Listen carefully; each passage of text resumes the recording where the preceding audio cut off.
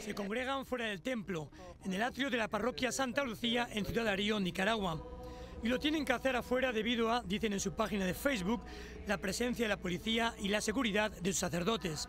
La diócesis de Ciuna y el Centro Nicaragüense de Derechos Humanos han denunciado que la policía detuvo el domingo arbitrariamente al párroco Óscar Benavidez de la Iglesia Espíritu Santo. CNN preguntó a la policía de Nicaragua sobre esta detención, pero todavía no ha respondido. La detención se suma a las tensiones que existen entre la Iglesia Católica y el gobierno del presidente Daniel Ortega. Que nos encontramos aquí. Además, hay que recordar que Monseñor Rolando Álvarez Lagos, obispo de Matagalpa y uno de los religiosos más críticos del gobierno de Nicaragua, sigue sitiado por la Policía Nacional en la curia diocesana de Matagalpa, a unos 135 kilómetros al norte de Managua. La Policía Nacional de Nicaragua informó que Álvarez era sospechoso de organizar grupos violentos y que los ha incitado a ejecutar actos de odio contra la población, dicen. Una represión increíble contra la Iglesia, una represión increíble contra nuestro pueblo católico. Para algunos miembros de la Iglesia Católica nicaragüense se trata de persecución política. Es lo que afirma el obispo auxiliar de la Arquidiócesis de Managua, Monseñor Silvio José Báez, en un tuit publicado el 16 de agosto, en el que condena la que llama la cobarde y vil persecución de la dictadura de Nicaragua. Báez pide la denuncia de toda la Iglesia y que no los abandonen. Su llamado tuvo eco en la Ciudad de México, donde el martes hubo una manifestación frente a la Embajada de Nicaragua para condenar la actitud del régimen de Ortega hacia la Iglesia. Pero, ¿qué está pasando en Nicaragua con la Iglesia Católica? El gobierno Ortega llamó a los obispos golpistas, acusándolos de estar desestabilizando el país por el hecho de que presentaron un pliego de peticiones donde solicitaban el adelanto de las elecciones. Luego vinieron una serie de agresiones, de profanaciones de templo, amenazas a sacerdotes, pero fue hasta este año que realmente se volvió la situación mucho más virulenta. A lo que va del año, en este recuento han expulsado o sacado a 4 sacerdotes, incluyendo el nuncio apostólico. Han sacado a 16 monjas que son hermanas de la caridad, una orden que fundada por Madre Teresa de Calcuta. Tienen 3 sacerdotes prisioneros en las cárceles del Chipote, que son famosas por la crueldad con que tratan a sus prisioneros. Tienen 7 sacerdotes, incluyendo el obispo de Matagalpa, en casa por cárcel, cercados por policías sin permitirles el acceso a alimentos y bebidas. Y han cerrado 11 radioemisoras de la Iglesia Católica y 4 canales de televisión. Y eso en las últimas semanas. Es decir, ha sido una ofensiva que a todos nos tiene sorprendido. Expertos como Elvira Cuadra destacan que no se ha producido una condena firme de los países vecinos, tampoco en Europa, más preocupada por la guerra en Ucrania. Algunos cuestionan por qué ni siquiera el Papa o el Vaticano se pronuncian. Me parece que una parte de este silencio se podría explicar porque en este momento están buscando una manera de resolver esta situación. Ya se ha hablado, ¿verdad?, de la posibilidad de una negociación que no esté a la vista pública, y creo que en cierta manera también tiene que ver con una posición del Vaticano de creer que la jerarquía católica en Nicaragua tiene todavía recursos para resolver esta situación. Si bien es cierto que el Vaticano no ha condenado públicamente ni explícitamente los últimos acontecimientos, se ha mostrado preocupación. Al menos así lo expresó el 12 de agosto su observador permanente en una sesión especial de la Organización de Estados Americanos. CNN se ha puesto en contacto con la Santa Sede para preguntarle al respecto y aún no ha habido respuesta. Miguel Ángel Antoñanzas, CNN. ¿Alguien sabe por qué el Papa Francisco no se ha pronunciado aún como corresponde, como Dios manda, y no con melindres diplomáticos contra la guerra de Putin en Ucrania? ¿Por qué el Papa Francisco guarda silencio sobre la represión en Nicaragua contra su iglesia, la Iglesia Católica? ¿O por qué está calladito y no habla sobre la violación de los derechos humanos en Cuba? Por cierto, CNN ha ido a preguntar al Vaticano y aún estamos esperando respuesta. Perdónale, Señor. El silencio del Papa Francisco sobre la situación en Nicaragua se escucha en todo el mundo, asegura el escritor nicaragüense Sergio Ramírez. Para muchos, ese silencio ruidoso e inexplicable resulta como mínimo como mínimo desconcertante, porque si hay un papa elocuente y audaz en temas sociales, ese papa es Francisco. ¿Por qué Francisco cae ahora ante temas que muchos consideran cruciales y en cambio desempolva y se pronuncia sobre otros temas menos urgentes? ¿Qué es lo que hay que exigirle políticamente a un papa de Roma? Un teólogo, una profesora de estudios religiosos y un activista se encargan del tema en el programa de hoy. Comienza Camilo, que hablando se entiende la gente.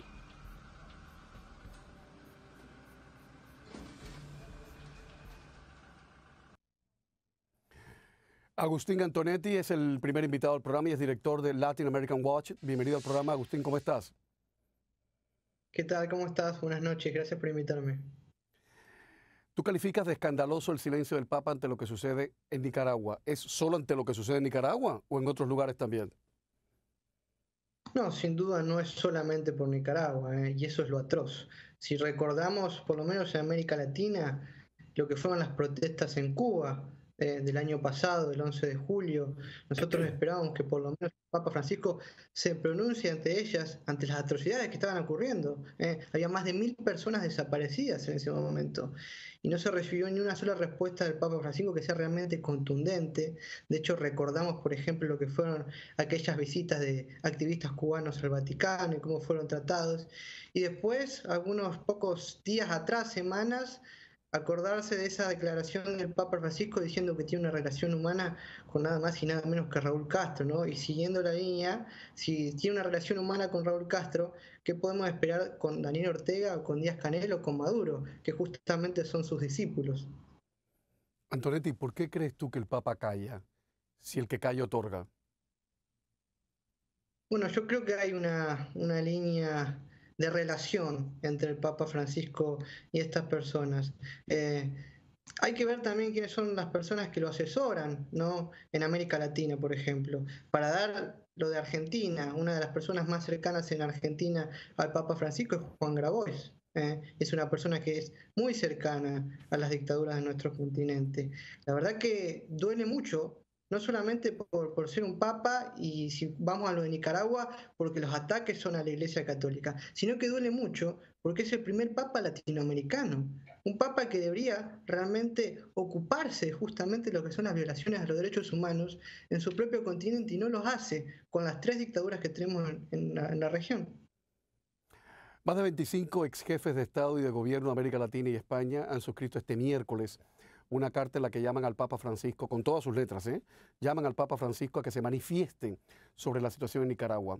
El documento, firmado entre otros por Oscar Arias, José María Aznar, Iván Duque, Eduardo Frei, Vicente Fox, destaca, y cito, la quema de iglesias y la salvaje destrucción de las imágenes del culto católico avanza en una línea de destrucción de bases sociales y antropológicas que mejor recuerda la quema de libros judíos, socialistas y pacifistas de bibliotecas enteras por los partidarios del régimen nacional socialista en 1933 en Alemania. Los firmantes, que incluyen también a los expresidentes Macri, Lacalle, Uribe, Calderón, Chinchilla y Pastrana, entre otros, expresan su esperanza de que el Papa Francisco exprese una firme postura en defensa del pueblo nicaragüense y su libertad religiosa. Si hay un silencio que no se entiende, Antonetti, es el silencio del Papa ante lo que está sufriendo su propia Iglesia, porque todavía hoy están,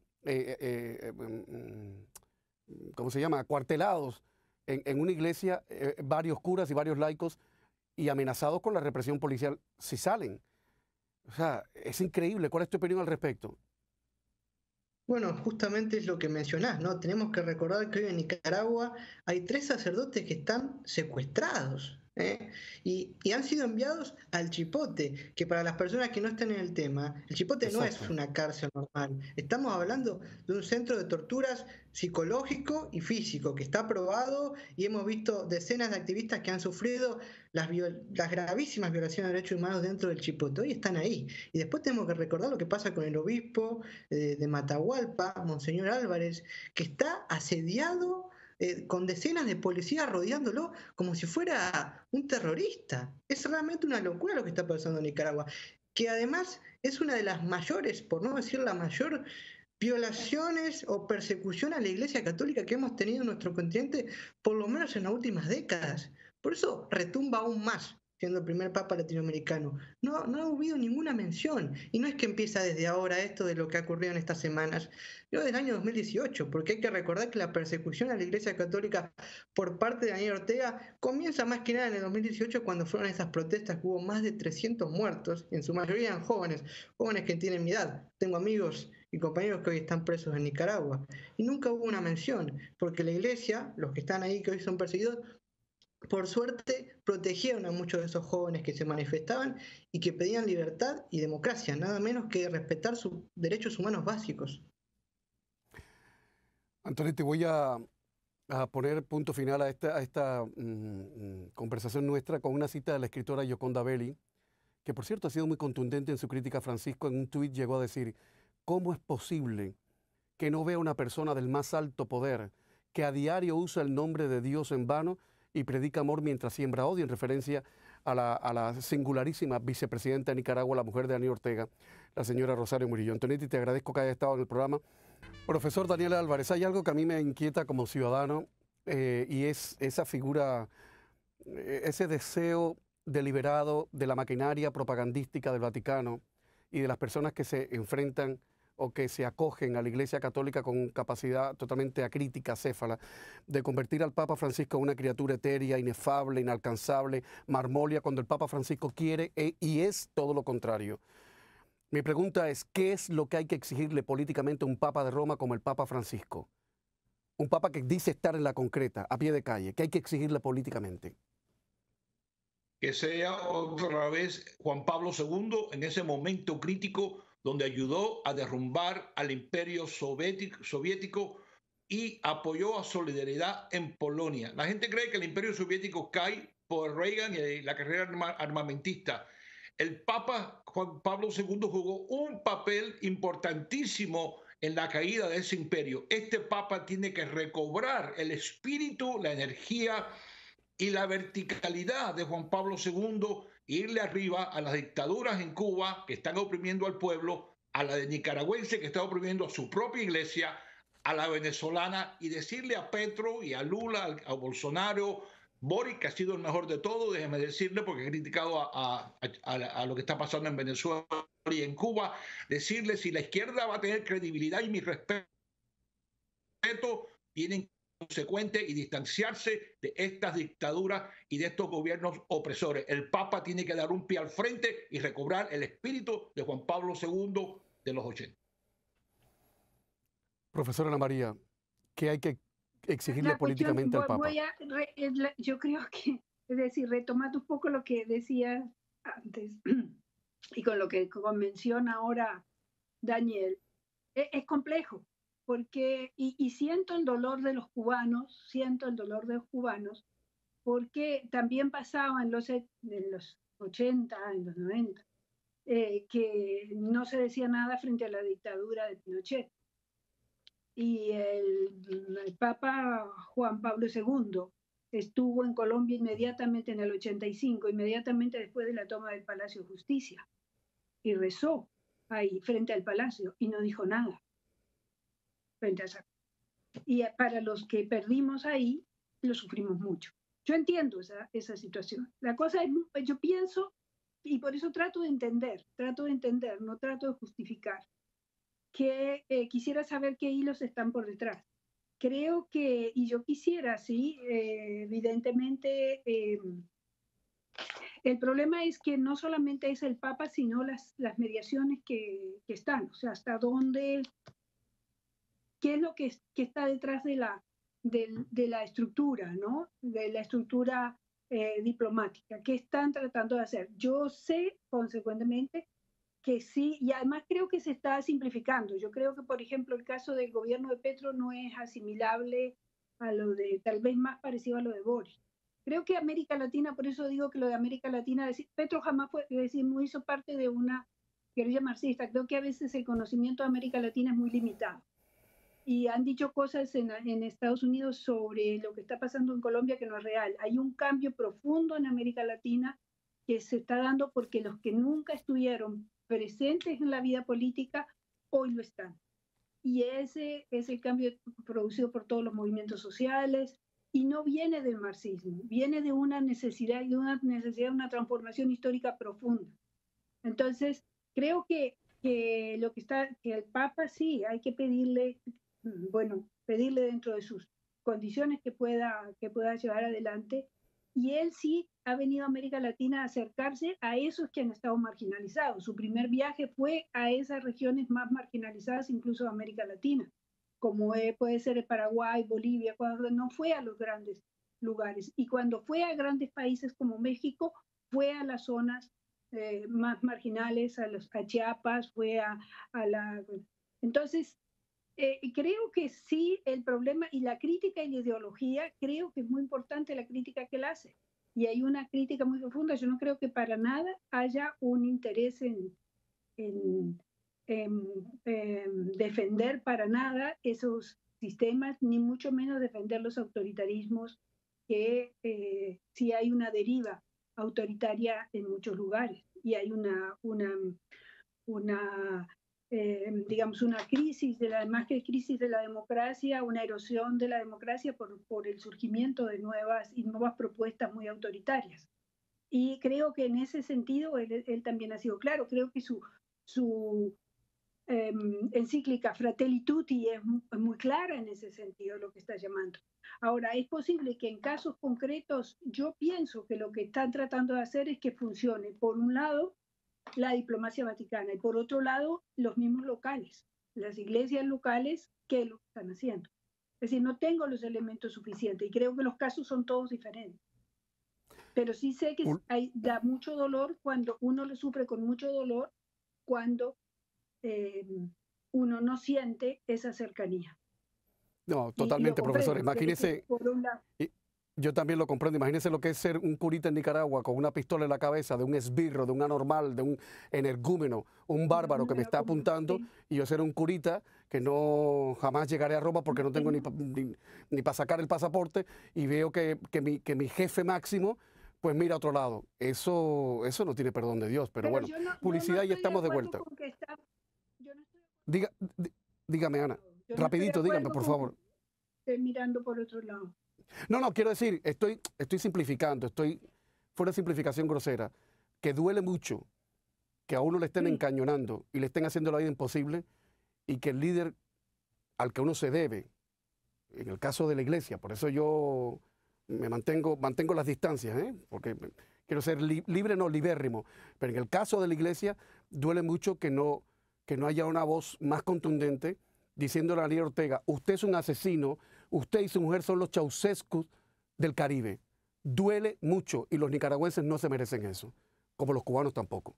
El tema es que la situación se ha prolongado allá en Nicaragua. Vamos a analizar la situación que está enfrentando la oposición en Nicaragua y la Iglesia Católica en este momento con el gobierno. Y saludo a Marta Patricia Molina. Ella es abogada, exiliada, miembro del Observatorio Pro Transparencia y Anticorrupción. Qué gusto saludarte, bienvenida. ¿Cómo podemos entender este momento, esta persecución por parte, lo que parece una persecución por parte del régimen de Daniel Ortega hacia la Iglesia Católica? Esta es una persecución debido a la posición que tiene la Iglesia Católica, los sacerdotes y obispos, en relación a hablar siempre con la verdad y a oponerse a la adulación al régimen Ortega Murillo. Entonces, los sacerdotes lo que han hecho en estos últimos años es criticar y decirle al señor Ortega y a su esposa Rosario Murillo que dejen de reprimir al pueblo, que dejen de asesinar y que dejen de torturar. Y es por eso la represión que estamos viendo hoy destinada a la Iglesia Católica de nuestro país, porque es la única institución en este momento creíble y que goza de todo el apoyo de la población nicaragüense y también de la credibilidad a nivel internacional. Y es el único espacio en este momento que está activo en la lucha contra esta dictadura. Entonces, lo que Daniel Ortega y su esposa necesitan es erradicar por completo a la Iglesia Católica para proyectar una imagen al exterior de que todo marcha normal en nuestro país, pero eso lo sabemos que no es así, porque se siguen torturando, existen todavía 180 presos políticos, el gobierno sigue cerrando medios de comunicación. Ya no existe nada en Nicaragua. únicamente la Iglesia Católica y su voz profética a mando de los sacerdotes y los obispos. Muchas de las diócesis y sacerdotes que hoy estamos viendo detenidos o sitiados prácticamente, jugaron un papel importante en 2018 en los disturbios, protegiendo, resguardando a muchos protestantes que lo estaban requiriendo. ¿Está cobrando cuentas? ¿Es venganza por parte del régimen de Daniel Ortega contra estos sacerdotes? Sí, es una evidente venganza, pero además en estos últimos meses, Monseñor Rolando José Álvarez, quien actualmente lleva 14 días secuestrado, ha sido una de las voces más críticas y más proféticas en Nicaragua. Y entonces eso es lo que desea el régimen de Daniel Ortega, cortar esa voz, aniquilarla por completo y sacarla del país. Hasta la fecha no han iniciado un proceso que esté legalmente constituido en los juzgados de Nicaragua, entonces lo tienen en este momento secuestrado, porque la policía no tiene ninguna potestad de detener más del tiempo que si lo agarraran, por ejemplo, infragante y delitos, que no fue el caso. Y entonces por eso es que decimos los abogados de Nicaragua que lo que está sucediendo en este momento con Monseñor Rolando José Álvarez y las 10 personas que lo acompañan es un secuestro porque va también en contra de la voluntad del prelado. ¿Podría ocurrir lo mismo que con los precandidatos opositores que fueron encarcelados el año pasado y que muchos, la mayoría, se mantienen todavía en prisión, Marta? Yo creo que lo primero que está observando el régimen es buscar cómo sacar del país a Monseñor Rolando José, así como lo hizo en años anteriores con Monseñor Silvio José Báez, o también como lo hicieron en la década de los 80 con el obispo Vega. Entonces quieren sacarlo del país, pero Monseñor Rolando se está oponiendo a salir del país y la única figura que lo puede retirar, como lo hizo también con Monseñor Silvio José Báez, en este caso sería el Papa Francisco. Pero si ya no le dejan más opciones a la dictadura, entonces yo creo que sí los pueden meter a la cárcel. O sea, es un régimen capaz de todo. Si ya mandó a quemar a una familia entera y no permitió que se le prestara el auxilio, entonces es un régimen capaz de hacer cualquier cosa. Ante estas circunstancias, la OEA también sesionó de manera urgente, condenó lo que está pasando allá en Nicaragua, con la abstención de Colombia, lo que llamó mucho la atención porque era la primera acto, digamos, del gobierno de Petro sobre el tema, su primera sesión, y decidió abandonar el embajador, pues el pleno, no se abstuvo, pero sí abandonaron la sesión. México se abstuvo, una abstención, pero de todas maneras, ¿sirve de algo lo que diga la OEA, Marta, en tu punto de vista?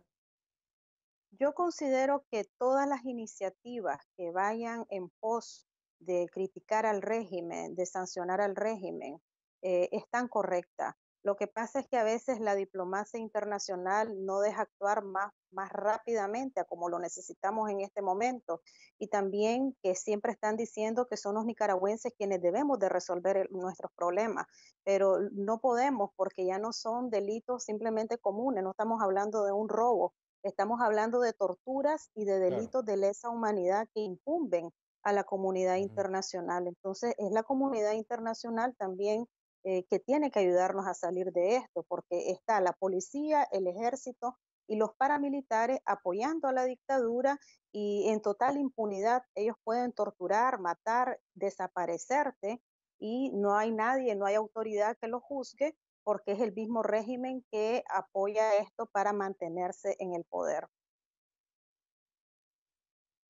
Marta Patricia Molina, abogada y exiliada, miembro del Observatorio por la Transparencia y la Anticorrupción de Nicaragua. Gracias por estar con nosotros y pues seguiremos muy de cerca, por supuesto, lo que está pasando allá.